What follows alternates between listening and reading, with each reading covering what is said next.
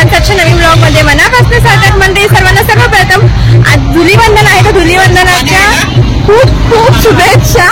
आणि आज ना आम्ही होळी स्पेशल आलेलो आहोत रिजन्सी अनंतमला. बघू शकता मी ते गेट जवळ उभं राहून मला बॅकसाईडला दिसत होते रिजन्सी अनंतमचा गेट बाहेरच उभे आहोत तिथे.